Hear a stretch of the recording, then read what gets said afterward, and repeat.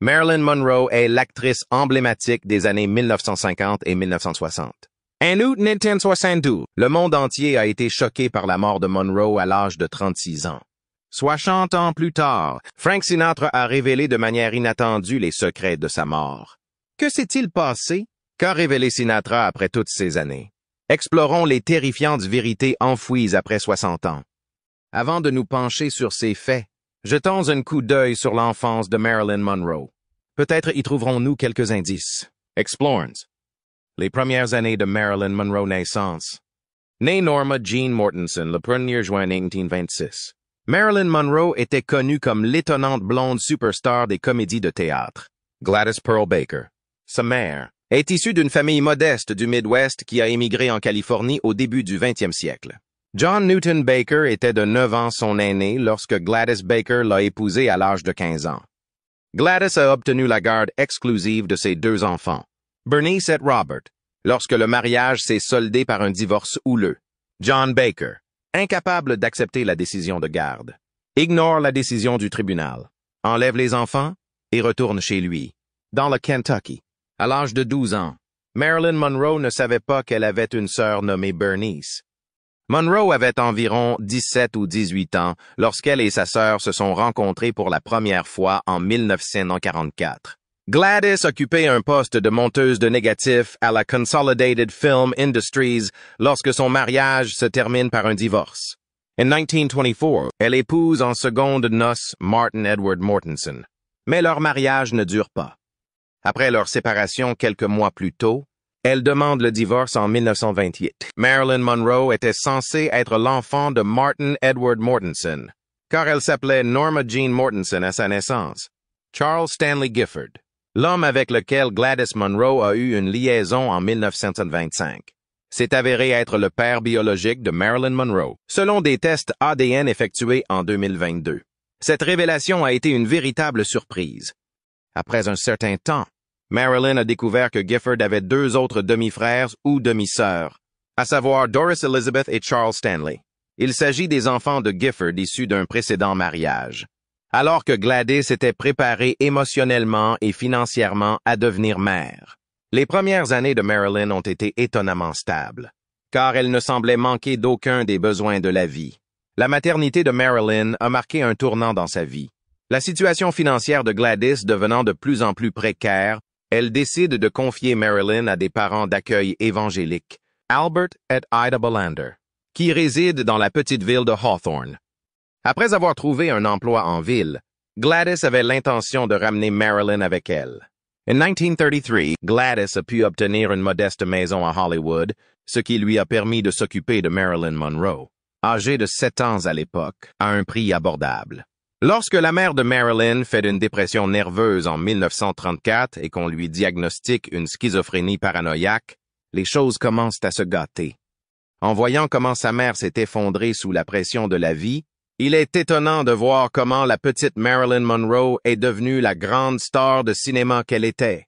Comment s'est-elle retrouvée sur les plus grandes scènes en tant qu'actrice? Voyons comment elle a surmonté les défis que la vie lui a lancés dès son plus jeune âge. Le voyage vers la célébrité cinématographique. L'effondrement mental de sa mère marque le début d'une période difficile de sa vie, marquée par plusieurs séjours à l'hôpital.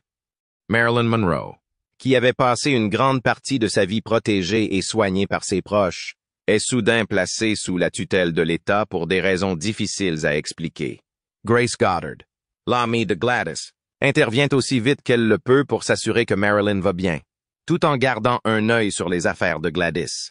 Les 4 années suivantes ont été pleines de bouleversements pour Marilyn, qui était une jeune femme à l'époque et devait faire face à différentes situations de vie. Par conséquent, elle devient plus solitaire et plus sujette au bégaiement. Par la suite, elle a passé un certain temps dans différents foyers, dont le Los Angeles Orphans Home No. 2, pendant une période donnée. À ce moment-là, elle traverse une période difficile car elle croit que sa mère et Grace Goddard l'ont abandonnée. Bien que Grace Goddard ait rempli les documents nécessaires pour devenir la tutrice légale de Marilyn en 1936, elle ne quitte l'orphelinat qu'à l'été 1937. Il s'agit d'une décision importante. Le désir de Marilyn de poursuivre une carrière d'actrice s'est éveillé tout au long de son séjours chez les Goddard ainsi que lors de ses brefs séjours chez des parents à Compton et à Los Angeles. Elle a déclaré qu'elle ne prenait pas de plaisir dans le monde réel, car il était si déprimant pour elle pendant son enfance problématique, ce qui a été l'impulsion de son désir de le faire. En September 1938, la tante de Grace Goddard recueille Marilyn Monroe, ce qui améliore considérablement la stabilité de sa vie familiale. Pendant ses études à l'Emerson Junior High School, elle fait preuve d'une remarquable capacité d'écriture en contribuant au journal de l'école. Le fait qu'elle ait un don naturel pour l'écriture ne change rien au fait que sa réussite scolaire n'est que moyenne. Marilyn retourne chez les Goddard au début de l'année 1941 en raison des problèmes de santé de la tante de Grace. En 1942, le mari de Grace Goddard trouve un emploi en Virginie occidentale. Ce qui est surprenant puisqu'elle est déjà inscrite au lycée Van Nuys cette année-là. James Doherty, un voisin de Grace Goddard, a 21 ans lorsqu'elle l'épouse peu après ses 16 ans. En juin 1942, il s'agit d'une solution surprise à l'impossibilité pour la famille d'être transférée en raison des règles de protection de l'enfance. Elle s'est adaptée à la vie de femme au foyer après avoir abandonné l'école secondaire à cause de son mariage. Le mariage n'étant pas très satisfaisant pour Marilyn, elle ne tarde pas à se plaindre de l'ennui qu'elle éprouve. En 1943, Doherty s'embarque avec Marilyn pour une mission dans le sud de l'île de Catalina et s'engage dans la marine marchande. Alors qu'elle passe du mannequinat à la comédie, elle est loin de se douter que sa vie est sur le point de prendre un tournant inattendu. Après avoir été envoyé dans le Pacifique en avril 1944, James Doherty y est resté pendant les 2 années suivantes. Pendant ce temps, Marilyn trouve un emploi à l'usine de munitions de Van Nuys pour l'entreprise de radio-avion et s'installe chez ses beaux-parents. Fin 1940, elle entre en contact avec un photographe du nom de David Conover. Ce dernier a été envoyé à l'usine par le capitaine Ronald Reagan avec l'intention de prendre des photos des ouvrières afin de leur remonter le moral. En janvier 1945, Marilyn, bien qu'aucune de ces photos n'ait été utilisée, décide de quitter son poste dans l'entreprise. Elle commence à poser pour Conover et ses amis plutôt que de travailler dans l'usine où elle était employée. En obtenant unilatéralement un contrat avec l'agence Blue Book Model Agency en août 1945, elle est allée à l'encontre des désirs de son mari et s'est imposée comme un mannequin à succès. L'agence ayant reconnu que la silhouette de Marilyn convenait mieux aux pin-ups qu'à la haute couture, elle l'a surtout présentée dans des publicités et des périodiques destinés aux hommes.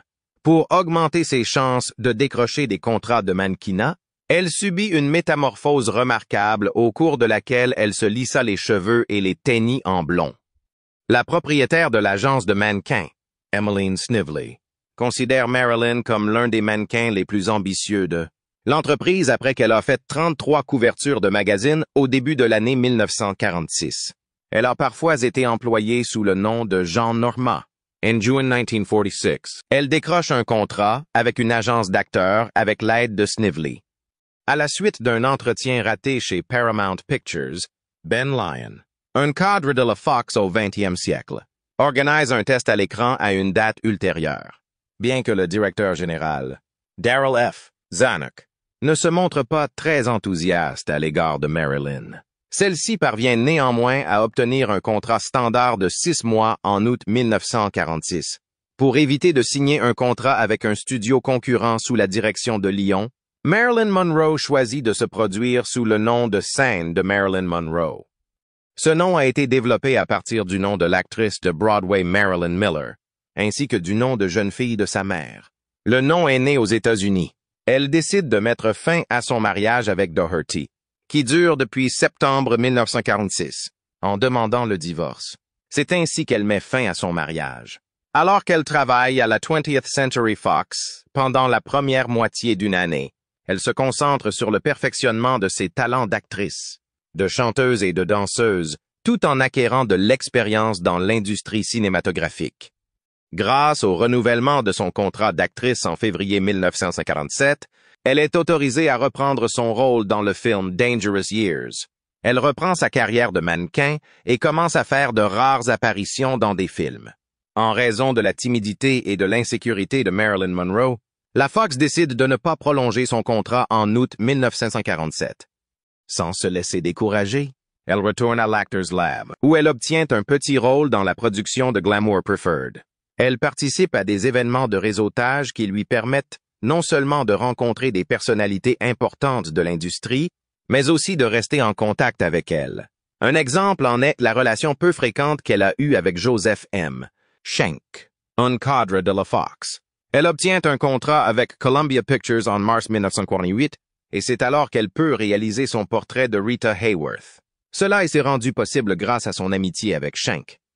Elle apparaît dans Ladies of the Chorus, une comédie musicale à petit budget, tout en suivant une formation d'actrice avec un professeur d'art dramatique. Un homme riche y courtise une choriste.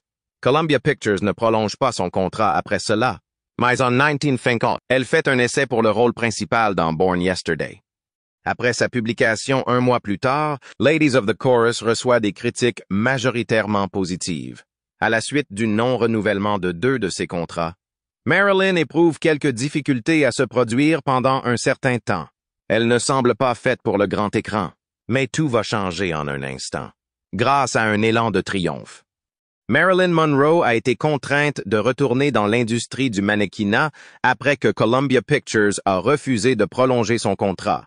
Elle pose nue pour des images créatives prises par Tom Kelly pour les calendriers de John Baumgarth et pour la publicité de la bière Pabst.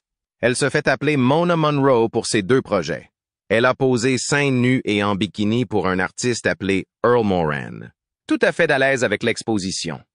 Sa fortune commence à tourner peu après son départ de Columbia Pictures, lorsqu'elle devient la protégée et la maîtresse de Johnny Hyde.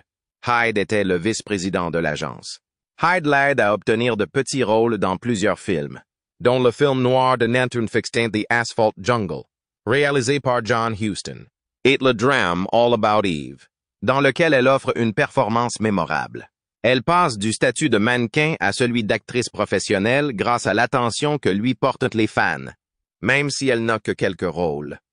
En décembre 1950, Hyde négocie avec la 20th Century Fox un contrat de 7 ans pour Marilyn, lorsqu'il meurt soudainement d'une crise cardiaque quelques jours plus tard. Malgré le chagrin causé par la mort de Hyde, Marilyn poursuit sa carrière d'actrice en 1951, obtenant des rôles secondaires dans des comédies moyennes produites par la 20th Century Fox. Ses fans dévoués deviennent de plus en plus nombreux. Pour cette raison, elle est nommée Miss Cheesecake 1951 par le journal de l'armée Stars and Stripes, datant de la guerre de Corée. La Hollywood Foreign Press Association a reconnu Marilyn Monroe comme la plus grande jeune star du box-office en février 1952. Elle a vécu plusieurs histoires d'amour en dehors de son travail, dont la plus médiatisée est sa liaison en 1952 avec Joe DiMaggio, une star du baseball pour les Yankees de New York.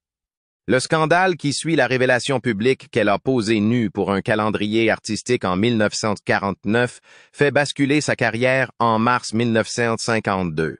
En collaboration avec le studio, elle décide de révéler l'affaire au monde entier, plutôt que d'essayer de la dissimuler au grand public. Alors qu'elle décrivait sa situation financière désastreuse, elle a déclaré « Il y a eu une augmentation soudaine et significative du nombre de films qu'elle a produits, ce qui a donné l'impression qu'il s'agissait d'un excellent choix de sa part. Par la suite, elle est devenue le centre d'attention d'Hollywood et a fait la couverture du magazine Life. Hedda Hopper, journaliste spécialisée dans les ragots, l'a appelée la reine du gâteau au fromage lorsqu'elle a eu une grande carrière dans l'industrie cinématographique. Don't Bother to Knock, Clash by Night et We're Not Married sont les 3 films que son management et son studio sortent pour profiter de sa célébrité inattendue.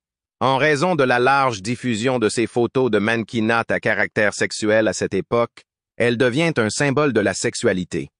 Malgré cela, Marilyn souhaitait ardemment montrer sa palette d'actrice et faire en sorte que le public ne s'arrête pas à son corps, mais à son talent. Comment sa carrière d'actrice a-t-elle débuté? Quelles sont les opportunités et les difficultés auxquelles elle a été confrontée? Restez à l'écoute. Carrière d'actrice. Après cela, elle a suivi une formation d'actrice et a finalement joué divers rôles dans d'autres films.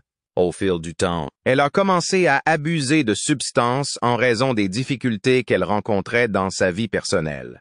ce qui a conduit à plusieurs défis qu'elle a rencontrés sur les plateaux de tournage.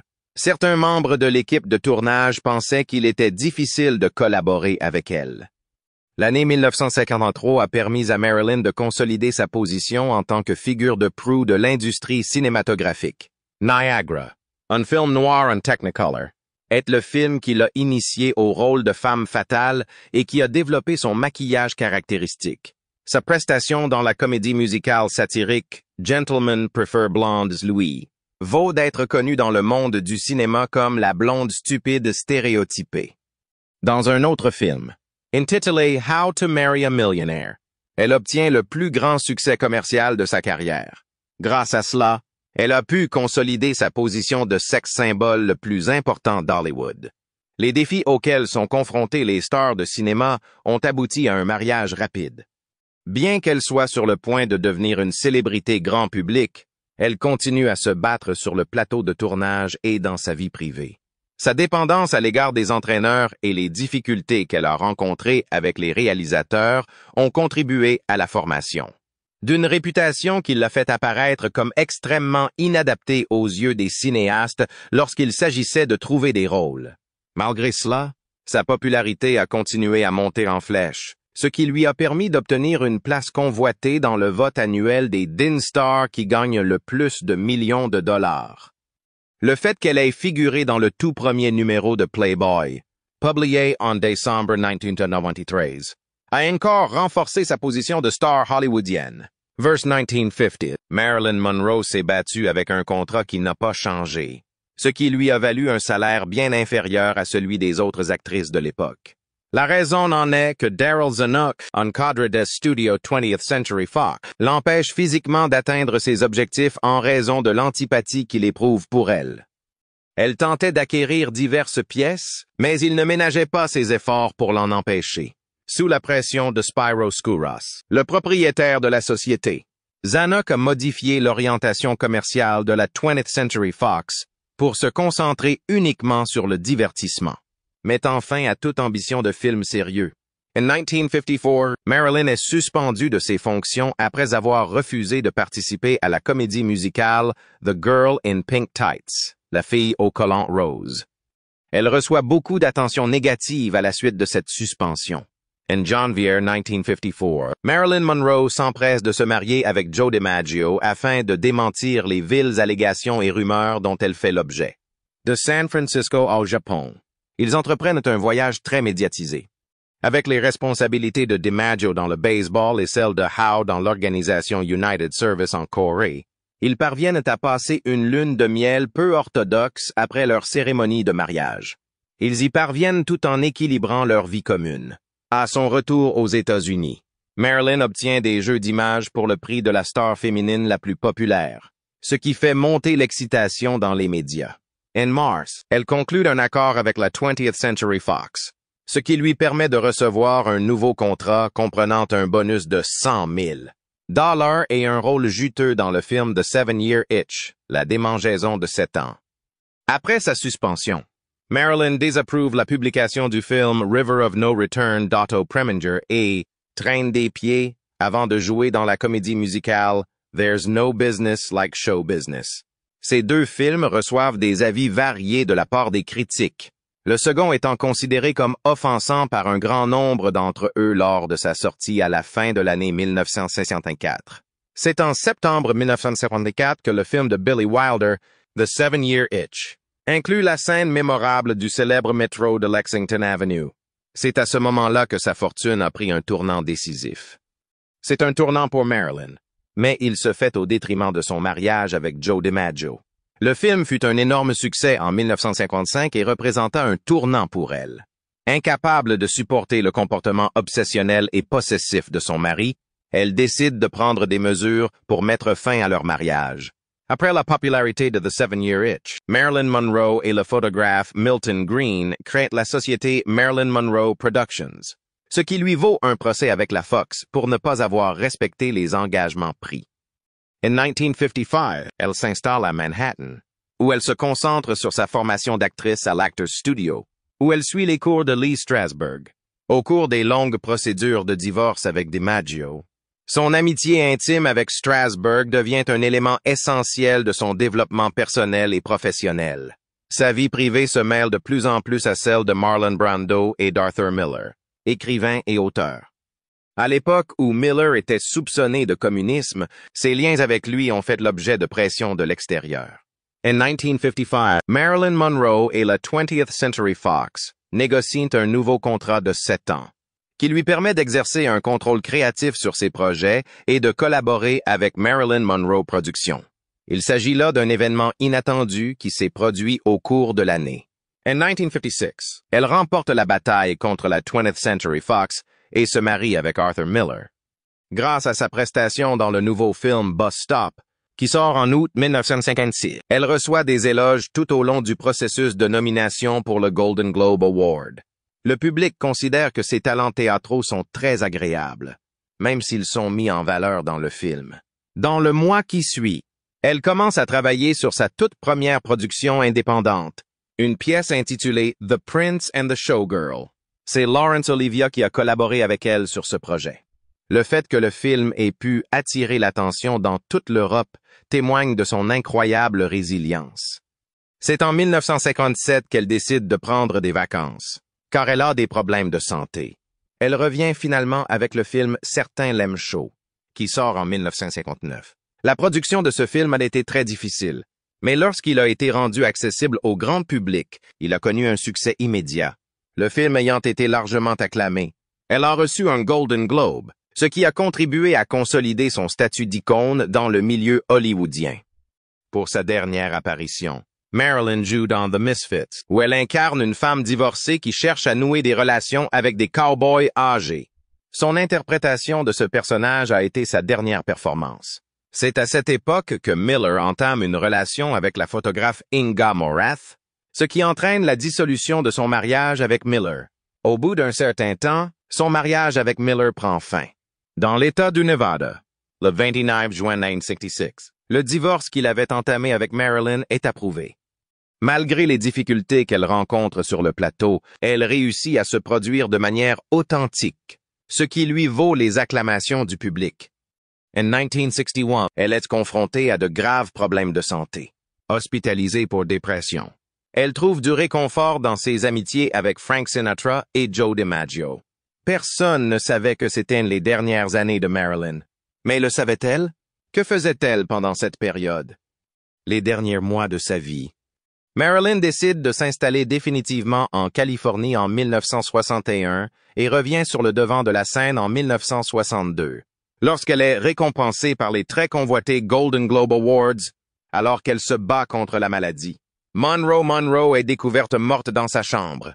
Marilyn a commencé à tourner Something's Got to Give lorsque le studio 20th Century Fox a connu des désaccords en raison des difficultés qu'elle rencontrait avec sa santé. Après cela, elle a été licenciée en juin 1962, 2 mois seulement avant sa mort prématurée. La collaboration entre elle et le photographe Bert Stern est l'une des nombreuses tentatives qu'elle a faites pour améliorer son image publique. Après sa mort, une collection de photographies révélatrices a été rendue publique sous le titre The Last Sitting. Elle a posé pour ces photos. La direction de la 20th Century Fox s'est rapidement rendue compte qu'elle avait commis une erreur en la laissant partir et a donc réactivé ses discussions avec elle. Toutefois, en raison des conditions défavorables qui se sont présentées, les tentatives de renégociation n'ont pas abouti. C'est dans le quartier de Brentwood, à Los Angeles, que Marilyn Monroe a vécu les derniers mois de sa vie. C'est là que commença la nuit fatidique. Marilyn est retrouvée morte.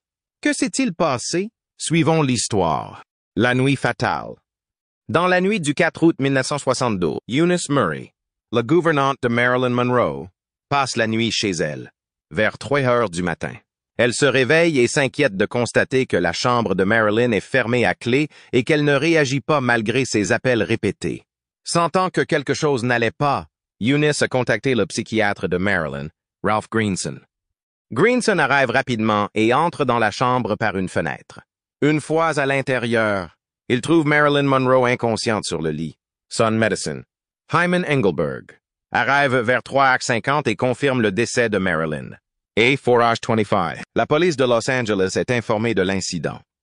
Des tests ont ensuite révélé que Marilyn était morte d'une intoxication au barbiturique. Des flacons de pilules vides ont été trouvés à côté de son lit et, sur la base de ses antécédents psychiatriques, la conclusion officielle a été qu'elle était morte d'une overdose.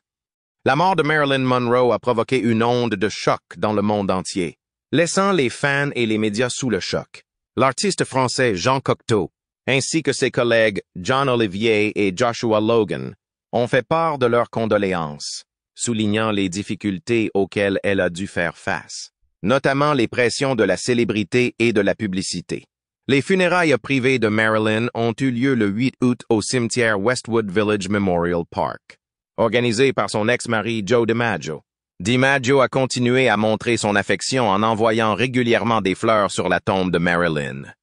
Bien que sa mort ait été officiellement confirmée, de nombreuses autres théories ont vu le jour, mais aucune ne s'est avérée exacte. Cette hypothèse est-elle correcte? Qu'est-ce qui permet d'affirmer qu'il s'agit d'un assassinat? Suivons et réfléchissons. Spéculation et enquête. La biographie de Norman Mailer, parue en 1973, a soulevé de nombreuses questions sur la mort de Marilyn Monroe, ce qui a conduit à une enquête préliminaire menée en 1942 par le procureur du comté de Los Angeles, John Vanderkamp. L'enquête n'a trouvé aucune preuve d'acte criminel dans la mort de Marilyn Monroe. Frank Sinatra a également fait des déclarations sur la cause de la mort de Marilyn au fil des ans. Sinatra évoquait souvent les femmes de sa vie, dont Marilyn Monroe. Selon Tony Opedisano, associé de longue date et ancien manager de Sinatra, dans ses mémoires, Sinatra soupçonnait que la mort de Marilyn n'était pas un accident. Marilyn confiait à Sinatra ses relations compliquées, notamment ses liaisons avec le président John F. Kennedy et son frère, Robert F. Kennedy. Lorsque ces relations ont pris fin, elle s'est sentie perdue et abandonnée. Avant sa mort, Marilyn a passé du temps au Carnival Lodge, près du lac Tahoe, qui appartenait à Sinatra. Un détail important révélé par Opedisano est que Marilyn avait prévu de se réconcilier publiquement avec son ex-mari Joe DiMaggio dans la semaine suivant sa mort. Cela a donné lieu à de nombreuses spéculations et discussions sur la possibilité qu'elle révèle des secrets sur sa relation avec la famille Kennedy. Cependant, Sinatra pensait que Marilyn Monroe ne révélerait jamais de détails. Sensible sur la famille Kennedy parce qu'elle avait encore des sentiments pour John F. Kennedy. Selon Tony Opedisano, un ami proche et ancien manager de Sinatra, il pensait que si la conférence de presse que Monroe prévoyait de tenir n'avait pas eu lieu, elle aurait pu vivre plus longtemps. Après la mort de Monroe, l'avocat de Sinatra, Mickey Rudin, l'a informé des rumeurs entourant sa mort. Frank Sinatra avait exprimé sa crainte que des facteurs extérieurs ne soient impliqués dans la mort de Monroe. Il avait entendu des rumeurs sur des liens avec certaines organisations, mais il n'y avait aucune preuve à l'appui. Opedisano a également souligné que Sinatra et Monroe entretenaient une étroite amitié et que, si leur relation a fait l'objet de nombreuses spéculations, la réalité est plus complexe. Monroe partageait avec Sinatra les difficultés de sa vie personnelle, y compris les relations amoureuses qu'elle avait connues. Avant sa mort, Monroe a passé du temps au Carnival Lodge près du lac Tahoe, dont Sinatra était en partie propriétaire. Dans les semaines qui suivent la mort de Monroe, de nombreuses questions subsistent sur les facteurs qui ont conduit à son décès. Sinatra et ses associés ont discuté de la santé mentale de Monroe, qui avait été un sujet de discussion publique. La santé mentale de Marilyn Monroe a également été confirmée par de nombreux médecins au fil des ans. La mort de Marilyn Monroe a donc laissé beaucoup de mystères et d'émotions, non seulement pour ses proches, mais aussi pour le public dans son ensemble. Aujourd'hui encore, sa mort restait l'un des sujets les plus controversés et a inspiré de nombreuses œuvres d'art et recherches. Que pensez-vous de la terrifiante révélation faite par Frank Sinatra sur la mort de Marilyn Monroe? N'hésitez pas à nous faire part de vos commentaires dans la section ci-dessous. Et n'oubliez pas d'aimer la vidéo et de vous abonner à la chaîne pour des mises à jour plus intéressantes. Merci et à bientôt dans les prochaines vidéos.